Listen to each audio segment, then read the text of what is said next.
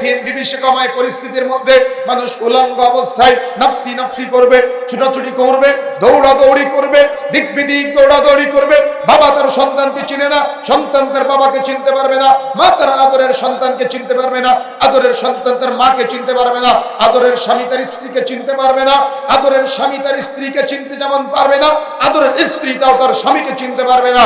এই কঠিন বিভীষিকাময় পরিস্থিতিতে দেখা যাবে ওই দূর প্রান্তে একজন নারী এবং একজন পুরুষ তারা পোশাক পরিহিত অবস্থায় আছে। ওই দূর প্রান্তে একজন পুরুষ এবং একজন নারী তারা এমন মর্যাদার সাথে আছে, সম্মানের সাথে আছে, তাদের মাথায় নূরের মুকুট পরানো, জলজল করতেছে। এই কিয়ামতের মাঠের সকল মানুষ নাফসি নাফসি করতেছে, অর্থাৎ ছুটাছুটি করতেছে। কোন মানুষকে চিনতে পারে না, সবাই নাফসি নাফসি করে, নিজের জন্য প্রচেষ্টা চালায়, নিজের জান্নাত কিভাবে নিবে, আমলনামা কিভাবে ডান হাতে আসবে, পুলসিরাত কিভাবে পার হবে, মিজানের পাল্লা কিভাবে পার করবে, এই চিন্তায় বিভোর হয়ে আছে। আল্লাহ রাব্বুল আলামিনের সিদ্ধান্তের অপেক্ষায় আছে। আর এর মধ্যে দেখতে পাবে দূর প্রান্তে একজন নারী এবং একজন পুরুষ তারা সম্মানের সাথে আছে, ইজ্জতের সাথে আছে, মর্যাদার সাথে আছে। সবাই উলঙ্গ কিন্তু তারা পোশাক পরিহিত অবস্থায় আছে, সবাই নাফসি নাফসি করছে কিন্তু তাদের মাথায় মুকুট পরানো। এই কিয়ামতের মাঠের মানুষগুলা ফেরেশতাদের জিজ্ঞাসা করবে, ওই দূর প্রান্তে দাঁড়িয়ে আছে সম্মানের সাথে, ওরা কারা? ওদেরকে মানে এমন মর্যাদা দেওয়া হলো, আর আজকে আমরা কেন এমন কঠিন পরিস্থিতির মধ্যে আছি? তখন ফেরেশতারা বলবে, ওরা হলো একটা হাফেজের পিতা এবং মাতা। সুবহানাল্লাহ। কি সুবহানাল্লাহ বলতে লজ্জা লাগে আপনাদের? কি একজন মেয়ে হাফেজা বানালে আপনারা বলেন ফকিরি বিদ্যা শেখাচ্ছে, একটা ছেলেকে হাফেজ বানালে আপনারা বলেন ফকিরি বিদ্যা শেখাচ্ছে। কিয়ামতের মাঠে ওই যে ফকিরি বিদ্যা শিখালো বাবাটা, ওই যে ফকিরি বিদ্যা শিখালো মাটা, তাদেরকে ওই পোশাক পরিহিত অবস্থায় রাখা হবে, সবাই উলঙ্গ কিন্তু হাফেজের পিতামাতা সেদিন মুকুট পরিহিত অবস্থায় আছে। কিয়ামতের মাঠে সবাই চিনতে পারবে এরা অমুক হাফেজের পিতা, এরা অমুক হাফেজার মাতা। সুবহানাল্লাহ।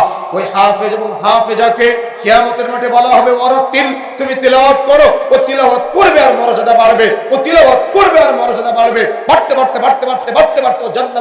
জান্নাতুল ফিরদাউস পর্যন্ত পৌঁছে যাবে। ও যখন জান্নাতে ঢুকবে তখন বলবে, আল্লাহ আমার যে বাবা মা আমাকে হাফেজ বানিয়েছে, আল্লাহ আমি তো আমার ওই বাবা মাকে না নিয়ে একা একা জান্নাতে যাব না।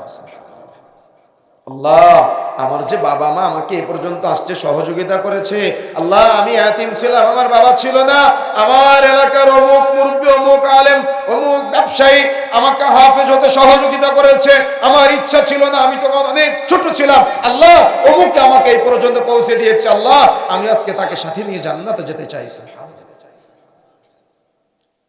আমি শুধু আপনাকে পথ দেখিয়ে দিলাম, সিদ্ধান্ত আপনার। আল্লাহ জ্ঞান দিয়েছেন। রাসূলুল্লাহ সাল্লাল্লাহু আলাইহি ওয়াসাল্লাম বলেছেন, বুখারী মুসলিম মিশকাতুন 90 নম্বর হাদিস, কুল্লু মাউলুদিন ইউলাদু আলাল ফিতরাহ। আল্লাহ রাসূল বলছেন, প্রত্যেক আদম সন্তান ফিতরতের উপর জন্মগ্রহণ করে, অতঃপর তার মাতা-পিতাকে জান্নাতের পথ দেখায়, তার মাতা-পিতাকে জাহান্নামের পথ দেখায়। এখন আপনি একজন বাবা মা হিসেবে সন্তানকে জান্নাতের পথ দেখালেন নাকি সন্তানকে জাহান্নামের পথ দেখালেন? আপনি চিন্তা করবেন, আপনি সন্তানকে জান্নাতের পথের পথিক বানালেন নাকি সন্তানকে জাহান্নামের পথের পথিক বানালেন? আমি দায়িত্ব আপনার উপরে দিয়ে গেলাম, চিন্তা আপনার। কেন আল্লাহ আপনাকে গরু করে চাইলে পাঠাতে পারতেন, আল্লাহ আমাকে আপনাকে চাইলে চতুষ্পদ জন্তু করে চাইলে পাঠাতে পারতেন, আল্লাহ রাব্বুল আলামিন আমাকে আপনাকে একটা ছাগল করে পাঠাতে পারতেন, কিন্তু আল্লাহ রাব্বুল আলামিন সেটা করে নাই। আল্লাহ ভালো মন্দ বোঝার ক্ষমতা দিয়েছে, ইলম দিয়েছে, জ্ঞান দিয়েছে। আপনি জ্ঞানটা কোন কাজে ব্যয় করেছেন? আপনি এই ইলমটা কোন কাজে ব্যয় করেছেন? এটা সম্পর্কে কিয়ামতের মাঠে আপনাকে জিজ্ঞাসা করা হবে। আল্লাহ সুবহানাহু ওয়া তাআলা চাইলে আমার আপনার আত্মাটা একটা হিন্দুর ঘরে দিয়ে পাঠাতে পারতো, কি পারতো না? কথা বলেন, পারতো কি পারতো না? পারতেন না? আল্লাহ রাব্বুল আলামিন আমার আপনার আত্মাটা একটা খ্রিস্টানের ঘরে দিয়ে পাঠাতে পারতেন, আমার আপনার আত্মাটা একটা বৌদ্ধর ঘরে দিয়ে পাঠাতে পারতেন, কিন্তু আপনি কি রূহের জগতে আল্লাহকে বলেছিলেন, আল্লাহ আমাকে একটা দাড়িওয়ালা টুপিওয়ালা ওই নামাজি পিতার ঘরে জন্ম দিও, মায়ের ঘরে জন্ম দিও বলেছিলেন? আপনি বলেন নাই। আপনি না চাইতে আল্লাহ দয়া করেছে, আপনি আল্লাহর দয়াটা বুঝেন নাই। না চাইতে আল্লাহ আপনাকে ভালোবেসেছে, আপনি আল্লাহর ভালোবাসা বুঝেন নাই।